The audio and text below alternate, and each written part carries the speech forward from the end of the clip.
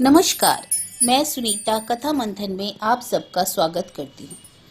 कथा मंथन में आज सुनिए देहाती समाज का चौथा अध्याय। लेखक शरद चंद्र चट्टोपाध्याय। बाहर अभी अभी श्राद्ध का कार्य समाप्त हुआ है। अपने आसन से उठकर रमेश अभ्यागतों से परिचित होने का प्रयत्न कर रहे हैं। भीतर भोजन के लिए पत्तलों बिछाने का प्रबंध हो रहा है। उसी समय कुछ हल्ला गुल्ला और चीख पुकार सुनकर रमेश घबराए हुए भीतर पहुंचे। उनके साथ साथ और भी बहुत से लोग पहुंच गए।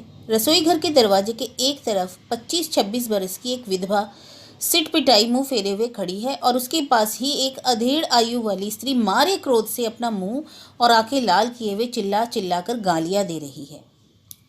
झगड़ा हुआ है पारान हलदार के साथ। रमेश के देखते ही अधेड़ स्त्री ने चिल्लाकर पूछा, क्यों भैया, तुम भी तो गांव के जमींदार हो। मैं पूछती हूँ कि क्या सारा दोषी इस गरीब ब्राह्मण शांति की लड़की का है? हम लोगों के ऊपर कोई नहीं है, इसलिए क्या हमें चाहे जितनी बार सजा दी जाएगी? फिर गोविंद की ओर इशारा करके कहा, मुखर्जी के घर वृक्ष प्रतिष्ठा के समय क्या इन्होंने 10 रुपए जुर्माना लगाकर स्कूल के नाम से वह रुपए वसूल नहीं किए थे? गांव की शीतला पूजा के लिए क्या 2 जोड़ी बकरों का दाम हमसे इन्होंने नहीं रखवा लिया था? अब फिर क्यों ये लोग एक ही बात पर बार बार उठाकर झगड़ा खड़ा करते हैं?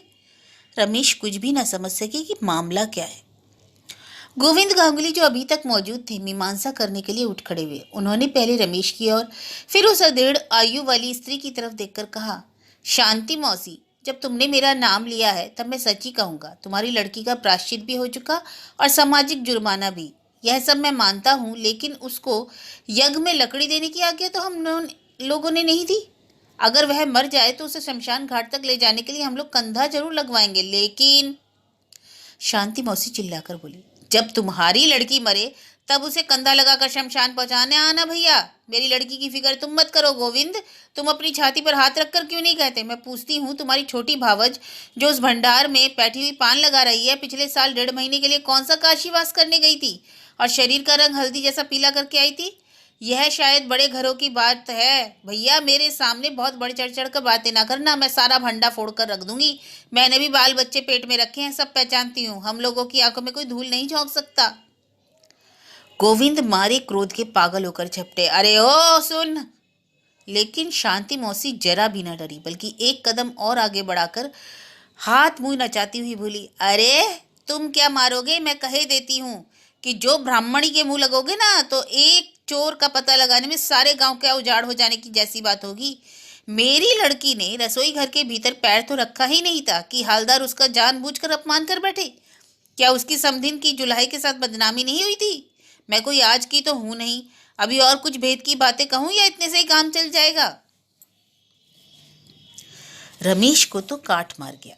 भैरवाचार्य घबराकर और उसका हाथ पकड़कर विनयपूर्वक बोले, अरे मौसी बस करो, जरूरत नहीं है। उठो बेटी सुकुमारी, उठो, चलो मेरे साथ उस कमरे में जाकर बैठना। उधर पारण हलदार ने दुपट्टा उठाकर कंधे पर रखा और खड़े होकर कहा, जब तक यह खनगी इस घर से बाहर नहीं निकाल दी जाएगी तब तक मैं यहाँ पानी नहीं पीऊंगा। कालीचरण, तुम यदि अपने मामा को चाहते हो तो उठ जाओ। वैनी घोषाल ने तो तभी कह दिया था कि मामा जी वहां मत जाना। अगर मैं जानता था कि यहाँ इस तरह की खनगी औरतें इकट्ठी होंगी तो और बखेड़ा करेंगी तो मैं अपनी जाति और धर्म को गंवाने के लिए कभी इस घर में पैर न रखता। उठ काली, चलो उठो। मामा के बार बार कहने पर भी कालीचरण सिर नीचा किए चुपचाप बैठा रहा। वह पाट का व्यापार करता है। कोई 4 साल पहले कलकत्ते का रहने वाला एक बहुत प्रतिष्ठित ग्राहक उसकी छोटी विधवा बहन को भगा ले गया था। यह बात किसी से छिपी नहीं थी। पहले तो कुछ दिनों तक यह कहकर बात छिपाई गई थी कि वह अपनी ससुराल गई है और फिर वहां से तीर्थ यात्रा करने चली गई, आदि आदि। कालीचरण इसी डर से सिर नहीं उठाता था कि कहीं यह भेद इतने दिनों बाद फिर सब लोगों के सामने न खुलने लगे। लेकिन गोविंद के दिल में जो आग लगी थी वह जरा भी कम नहीं हुई। वह फिर उठकर खड़े हो गए और जोर जोर से चिल्लाकर कहने लगे, चाहे कुछ भी कोई क्यों ना कहे, यहाँ के चौधरी हैं वैनी घोषाल, पारण हलदार और मुखर्जी की लड़की।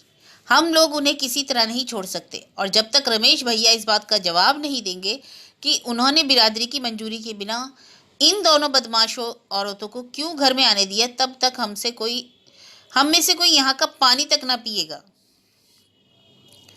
यह देखते देखते और भी कई आदमी कंधे पर दुपट्टा रखकर खड़े हो गए। सब लोग देहाती थे और सामाजिक व्यवहार में किस समय कौन सी चाल सबसे अधिक लाभदायक होती है, इस बात को खूब समझते थे। निमंत्रित ब्राह्मण लोगों में से जिसके मन में जो आया वही कहने लगा। भैरव और दीनू भट्टाचार्य तो बिल्कुल रुआंसे हो गए। वे कभी तो शांति मौसी और उसकी लड़की और कभी गांगुली और हलदार के हाथ पैर पकड़ने की कोशिश करने लगे। चारों तरफ से इस अनुष्ठान के बिल्कुल भंग होने के लक्षण दिखाई देने लगे, लेकिन रमेश एक भी शब्द ना कह सके। एक तो भूख प्यास से उनकी हालत यूं ही खराब हो रही थी, इस पर अचानक यह अनहोनी बात हो गई। उनका रंग पीला पड़ गया और वे हदबुद्धि की तरह बिल्कुल चुप होकर खड़े खड़े देखने लगे। इतने में आवाज आई, रमेश। अचानक पल भर में ही लोगों की निगाह विश्वेश्वरी के मुख पर जा पड़ी। वह भंडार के घर से बाहर निकलकर दरवाजे के सामने आ खड़ी हुई। उनके सिर पर आंचल तो था, लेकिन चेहरा पूरी तरह ढका हुआ नहीं था। रमेश ने देखा कि ताई जी आप ही ना जाने कब आ गई हैं। उन्होंने मुझे छोड़ नहीं दिया है। बाहर के लोगों ने भी देखा, यही विश्वेश्वरी घोषालों के घर की मालिकिन है। गांवों में भी विशेष पर्दा चलता नहीं, तो भी विश्वेश्वरी चाहे घर की स्त्री होने के नाते ही, चाहे किसी और ही कारण से हो, काफी अवस्था हो जाने पर भी साधारणतः कभी किसी के सामने नहीं निकलती थी। इसलिए आज उन्हें देखकर सब लोगों को बहुत आश्चर्य हुआ। जिन लोगों ने सिर्फ सुना ही था और कभी आंखों से देखा नहीं था, वे उनकी विलक्षण आंखों की तरफ देखकर बिल्कुल दंग रह गए। शायद एकाएक क्रोध आ जाने के कारण ही वे बाहर निकल आई थी। ज्यों ही सब लोगों ने सिर उठाकर उनकी ओर देखा, त्यों ही वे कंबे की आड़ में हो गईं। उनकी स्पष्ट और तीव्र आवाज सुनते ही रमेश की सारी विहलता न जाने कहाँ चली गई। वह आगे बढ़कर उनके पास जा पहुंचे। ताई जी ने आड़ में से उसी स्पष्ट और तेज आवाज में रमेश को लक्ष्य करके कहा, गांगुली महाशय को मना कर दो कि इस तरह डरावे धमकावे नहीं, और हालदार जी से भी मेरा नाम लेकर कह दो कि मैं सभी को आदरपूर्वक बुलाकर अपने घर लाया हूँ। सुकुमारी का अपमान करने की उन्हें कोई आवश्यकता नहीं। हमारे कामकाज में कोई हल्ला ना करे। जिन लोगों को इसमें असुविधा हो वे कहीं और जाकर बैठे। बड़ी मालकिन की यह कड़ी आज्ञा सभी लोगों ने अपने कानों से सुनी। रमेश को स्वयं अपने मुंह से कुछ भी कहना ना पड़ा, और यदि उन्हें कहने की आवश्यकता पड़ती तो शायद वह कह भी ना सकते थे। इसका जो परिणाम हुआ उसे तो वो खड़े होकर देख भी ना सके। जब उन्होंने देखा कि ताई जी ने सारा भार अपने ऊपर ले लिया है, तब वे किसी प्रकार अपने नेत्रों का जल रोककर जल्दी से अपने कमरे में चले गए। वहां उनकी आंखों से झरझर आंसुओं की धारा बहने लगी। आज सवेरे से ही वे अपने कामों में बहुत व्यस्त थे, इसलिए वे इस बात को देख नहीं सके कि कौन कौन आया है और कौन कौन नहीं, और जो चाहे जो आए, पर उन्हें इस बात का बिल्कुल आशा नहीं थी कि ताई जी भी आ सकती हैं। जो लोग उठकर खड़े हो गए थे वे धीरे धीरे बैठ गए। केवल गोविंद, गांगुली और पराण हलदार जिद करके खड़े रहे। उस भीड़ में से किसी ने अस्फुट स्वर में कहा, अरे चाचा बैठ जाओ ना, खिला पिलाकर 16-16 पूरियां, 4-4 धोती और 4-4 संदेश भला कौन देता है। पारायण हलदार तो धीरे धीरे बाहर चले गए, लेकिन आश्चर्य, गोविंद, गांगुली सचमुच ही बैठ गए। हाँ, उनका मुंह अवश्य अंत तक भारी ही बना रहा, और जब भोजन के लिए पतले बिछी तब देख रेख का बहाना करके वे सबके साथ भोजन में नहीं बैठे। जिन लोगों ने उनके इस व्यवहार को देखा उन सब ने मनी मन समझ लिया कि गोविंद सहज में किसी को भी ना छोड़ेंगे। इसके बाद और कोई गड़बड़ी नहीं हुई। उस दिन ब्राह्मणों ने जो भोजन किया, इस तरह के आयोजन पर बिना देखे विश्वास करना बहुत ही कठिन होता है। सभी लोगों ने अपने घर के मनुआ, बचवा और ललिया बचिया आदि अनुपस्थित लड़कों और लड़कियों के नाम से जो कुछ बांधा वह भी कुछ कम नहीं था। संध्या के बाद सब काम खत्म हो गया। रमेश घर से बाहर एक पेड़ के नीचे खिन्न भाव से खड़े थे। उनका मन ठिकाने नहीं था। इतने में उन्होंने देखा कि दीनू भट्टाचार्य अपने लड़के लड़कियों को साथ लिए पूरी मिठाई के भार से झुके हुए यथासाध्य सबकी नजर बचाते हुए बाहर निकल रहे हैं। सबसे पहले उनकी लड़की मुनिया की नजर रमेश पर पड़ी। वह अपराधियों की तरह सहमकर खड़ी हो गई और रूखे हुए स्वर में बोली, बाबा देखो, बाबूजी खड़े हैं। सभी को मानो काठ मार गया। उस छोटी लड़की की इस एक बात से ही रमेश सब बातें अच्छी तरह समझ गए। अगर भागने की जगह होती तो शायद वे स्वयं ही उस समय वहां से भाग जाते, लेकिन भागने का कोई रास्ता नहीं था। इसलिए वे स्वयं ही आगे बढ़ गए और हंसते हुए बोले, मुनिया, ये सब चीजें किसके लिए ले जा रही हो? मुनिया ठीक से इसका उत्तर न दे सकी। इस आशंका से दीनू ने स्वयं ही जरा सूखी हंसी हंसकर कहा, भैया, मोहल्ले में छोटी जाति के बच्चे भी तो हैं। यह बची कुची झूठन ले जाऊंगा और उन्हें थोड़ी बहुत दे सकूंगा। लेकिन जो हो भैया, आज मुझे मालूम हुआ कि क्यों देश भर के लोग उन्हें मालकिन माँ कहते हैं। रमेश कोई जवाब न देकर उनके साथ फाटक तक चले आए और सहसा पूछ बैठे, क्यों भट्टाचार्य जी, आप तो यहाँ की हर बात जानते हैं। आप बता सकते हैं इस गाँव में इतना ईर्ष्या द्वेष क्यों है? दीनू ने कहा, अरे भैया जी, हम लोगों के इस कुआंपुर गांव में तो फिर भी बहुत खैरियत है।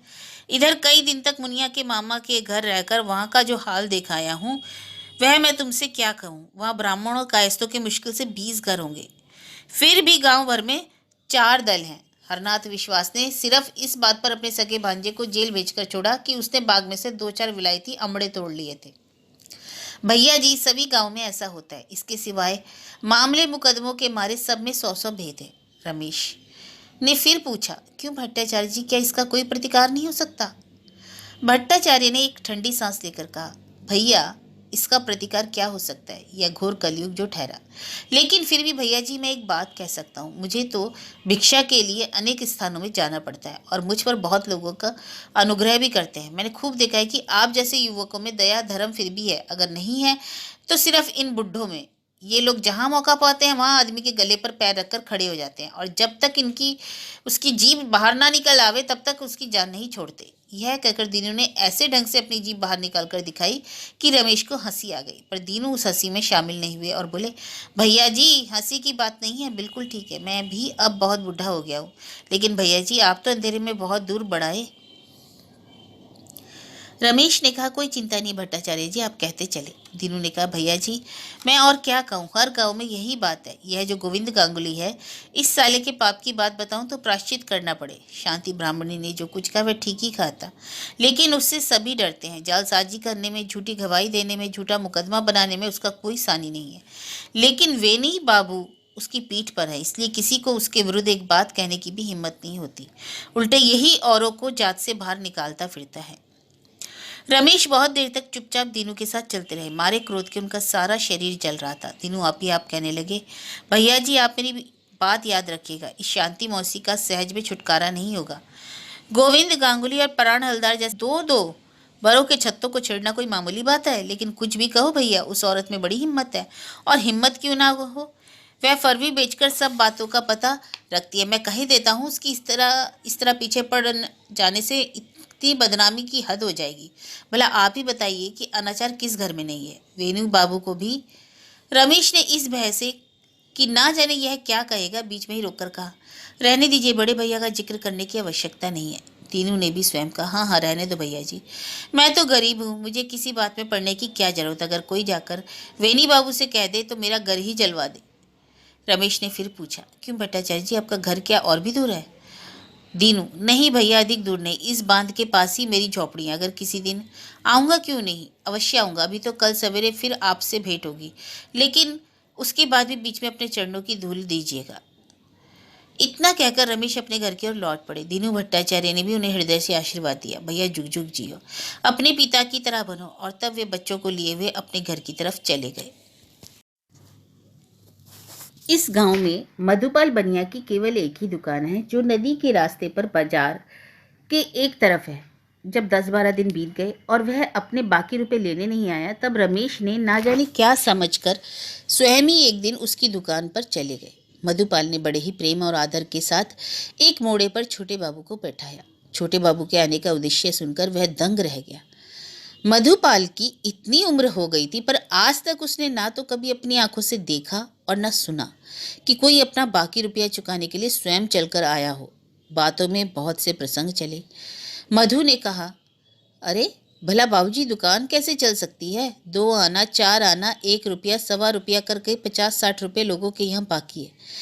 कह तो जाते हैं कि अभी दाम दिए जाते हैं, लेकिन 2-2 महीने तक अदा नहीं करते। कौन बनर्जी है क्या? प्रणाम, कहिए कब आए? बनर्जी के बाएं हाथ में एक लोटा था और उनके पैरों के नाखूनों और एड़ियों पर कीचड़ के दाग थे। कान पर जनेऊ चढ़ा हुआ था और दाहिने हाथ में अरबी के पत्ते में लिपटी हुई 4 छोटी छोटी चिंगड़ी मछलियां थी। उन्होंने जोर से निश्वास छोड़कर कहा, कल रात आया हूँ मधु, जरा तमाकू तो पिलाओ। इतना कहकर बनर्जी ने लोटा रख दिया, हाथ की मछलियां भी एक तरफ रख दी और फिर कहा, मधु इस लकिया मल्लाहिन की अक्ल देखी? उसने टप से मेरा हाथ पकड़ लिया। देखते देखते कैसा जमाना बदल गया है। अब यह क्या 1 पैसे की चिंगड़ी है? भला ब्राह्मण को ठक्कर यह बुढ़िया कितने दिन पेट भरेगी? उसका बुरा नहीं होगा? मधु ने आश्चर्य प्रकट करते हुए कहा, क्या उसने आपका हाथ पकड़ लिया? क्रुद्ध बनर्जी एक बार चारों तरफ देखकर उत्तेजित होकर बोले, केवल 2.5 पैसे उसके बाकी हैं, लेकिन इसके लिए वह बाजार भर के सामने हमारा अपमान करेगी। भला बताओ वहाँ कौन ऐसा होगा जिसने ना देखा हो? मैंने मैदान से आकर नदी में लोटा मांजा, हाथ पैर धोए और सोचा कि चलो जरा बाजार भी होता चलूं। वह एक दौरी में मछली लिए बैठी थी, पर मुझसे निसंकोच कह उठी, महाराज अब कुछ नहीं है, ज्योति सब बिक गई, और लेकिन हमारी आंखों में भला धूल झोंक सकती है। ज्यों ही मैंने दौरी देखने के लिए उस पर से कपड़ा हटाया, त्यों ही उसने चट से मेरा हाथ पकड़ लिया। अरे मेरे पहले के 2.5 पैसे और आज का यह 1 पैसा, कुल 3.5 पैसे दो, तब मैंने समझा है कि क्या मैं गांव छोड़कर भाग जाऊंगा। क्यों मधु, क्या कहते हो? मधु ने भी हामी भरते हुए कहा, अरे महाराज भला ऐसा कहीं हो सकता है? बनर्जी, अरे तब यही कहो ना, इस गांव में भला कहीं शासन या न्याय रह गया है? नहीं तो उसके घर धोबी हज्जाम सबका जाना बंद कर दिया जाता और छप्पर उखाड़कर घर उजाड़ दिया जाता। अचानक रमेश की ओर देखकर पूछा, मधु यह बाबूजी कौन है? मधु ने गर्वपूर्वक कहा, यह हमारे छोटे बाबू के लड़के हैं। अभी उस दिन के 10 रुपए बाकी थे, वहीं देने के लिए घर से स्वयं चलकर यहाँ तक आए हैं। बनर्जी ने मछली वाली का अभियोग भूलकर और आंखें फाड़कर देखते हुए कहा, अरे रमेश, रमेश भैया हैं। जीते रहो भैया। मैंने आते ही सुना कि आपने वह काम किया जिसे वास्तव में काम कहते हैं। इस प्रकार खिलाना पिलाना आज तक कभी नहीं हुआ ही नहीं, पर इस बात का बड़ा दुख रहा है कि मैं अपनी आंखों से ना देख सका। 2-4 आदमियों के चक्कर में पड़कर कलकत्ता नौकरी करने चला गया था, सो इस दुर्दशा को पहुंच गया। अरे राम राम राम, वहां क्या कोई आदमी रह सकता है? रमेश चुपचाप बनर्जी के मुंह की ओर देखते रहे, लेकिन दुकान पर जितने आदमी थे वे सभी उनकी कलकत्ते वाली यात्रा का हाल सुनने के लिए बहुत ही ललायित हो उठे। तमाकू भरकर मधु ने हुक्का बनर्जी के हाथ में देते हुए कहा, फिर क्या हुआ, कोई नौकरी मिली? अरे मिलेगी क्यों नहीं, क्यों मैंने कोदो देकर लिखना पढ़ना नहीं सीखा है? लेकिन नौकरी मिलने से क्या होता है भैया, वहाँ कौन रह सकता है? जैसा धुआं वैसा ही कीचड़। अगर तुम घर से बाहर निकलो और घोड़ा गाड़ी करके नीचे न दब जाओ और सही सलामत घर लौट आओ तो समझना कि तुम्हारे बाप ने बड़ा पुण्य किया था। मधु कभी कलकत्ते नहीं गया था, केवल एक बार गवाही देने के लिए मेदिनीपुर अवश्य देख आया था। उसने बहुत ही चकित होकर कहा, अरे यह आप क्या कहते हो? बनर्जी ने कुछ हंसकर कहा, जरा अपने रमेश बाबू से पूछो मैं सच कहता हूँ या झूठ। नहीं मधु, अब चाहे मुझे यहाँ खाने तक को ना मिले, यहाँ मैं अपने पेट पर हाथ रखकर यूं ही पड़ा पड़ा मर जाऊं सो अच्छा। लेकिन अब कोई परदेश जाने का नाम भी मेरे सामने ना ले। अगर मैं कहूँगा तो तुम्हें विश्वास ना होगा कि वहाँ सोया पालक धनिया मिर्च अमड़ा तक भी ले लेकर खाना पड़ता है। भला बताओ, तुम खरीद कर खा सकोगे? इस तरह एक ही महीने में बिना खाए बीमार चूहे की तरह हो गया हूँ। दिन रात पेट में गड़बड़ करता है, कलेजा कलजा रहता है, दिल घबराता रहता है। भाग कर जब यहाँ आया तब कहीं जान में जान नहीं। नहीं भैया नहीं, अपने गांव में रहकर जो कुछ मिलेगा एक बार सांझ को खा लूंगा, और वह भी नहीं मिलेगा तो बाल बच्चों के साथ लेकर भीख मांग लूंगा। ब्राह्मणों की औलाद के लिए इसमें कोई लज्जा की बात भी तो नहीं। जब बनर्जी की यह बात सुन ली गई तो सब लोग भय से अवाक रह गए। तब वे वहां जहां पहुंचे जहां दुकान पर तेल का बर्तन रखा हुआ था। बर्तन में से कोई छटांग भर तेल निकालकर बनर्जी ने बाएं हाथ की हथेली पर रखा। फिर उन्होंने उसमें से आधे के लगभग नाक और कानों में डाला और आधा अपने सिर पर पलटकर मल लिया और कहा, बहुत देर हो गई भैया, अब नहाकर घर चलना चाहिए। मधु 1 पैसे का नमक तो दे दे, पैसा तीसरे पहर दे जाऊंगा। मधु यह कहता हुआ फिर वही तीसरे पहर अप्रसन्न मुख से नमक देने के लिए उठ खड़ा हुआ। बनर्जी ने गर्दन उठाकर देखा और विस्मय के साथ और अप्रसन्नता के भाव से कहा, मधु तुम लोगों को हो क्या गया है? यह तुम ऊपर थप्पड़ मारकर छीन लेना है, देखो। इतना कहकर बनर्जी ने स्वयं ही आगे बढ़कर एक मुट्ठी नमक पुड़िया में डाल लिया। इसके बाद लोटा उठाकर रमेश की ओर देखा और कुछ मुस्कुराते हुए बोला, भैया जी एक ही तो रास्ता है, चलिए बातचीत करते हुए चलेंगे। रमेश भी चलिए कहकर उठ खड़े हुए। मधु ने कुछ ही दूर से खड़े होकर करुण स्वर में कहा, बनर्जी महाराज वह आटे का 5 आना पैसा क्या? बनर्जी बिगड़ गए। अरे क्यों जी मधु, अब तो दोनों समय आना जाना रहेगा। क्या तुम लोगों की आंख में जरा भी लिहाज नहीं रह गया है? जब उन सालों के फेर में पड़कर कलकत्ते आने जाने में 5 रुपए पानी में बह गए तभी तुम्हारे तगादा करने का समय हुआ। इसी को कहते हैं किसी का सर्वनाश और किसी का पूस मास। देखते हो भैया रमेश इन लोगों का व्यवहार। मधु संकुचित होकर दबी जबान में बोला, बहुत दिनों का, हाँ बहुत दिनों का। अगर इस तरह तुम सभी मिलकर पीछे पड़ जाओगे तब तो फिर गांव में रहना मुश्किल हो जाएगा। इतना कहकर एक तरह से नाराज हो बनर्जी अपना सामान लेकर चले गए। रमेश वहां से लौटकर अपने दरवाजे पर पहुंचे ही थे कि एक भले आदमी घबराकर अपने हाथ का हुक्का एक तरफ रखकर आगे बढ़े और उन्होंने झुककर प्रणाम किया। फिर उठकर कहा, मेरा नाम ना बनमाली पांडे है। मैं आप लोगों के स्कूल का हेडमास्टर हूँ। मैं 2 बार आ चुका हूँ पर आपके दर्शन नहीं हुए, इसलिए। रमेश ने आदरपूर्वक उनसे कुर्सी पर बैठने के लिए कहा, लेकिन वह अदब कायदे में से खड़े ही रहे और बोले, मैं तो आप लोगों का नौकर हूँ। एक तो उनकी उम्र अधिक थी और फिर वे स्कूल के शिक्षक।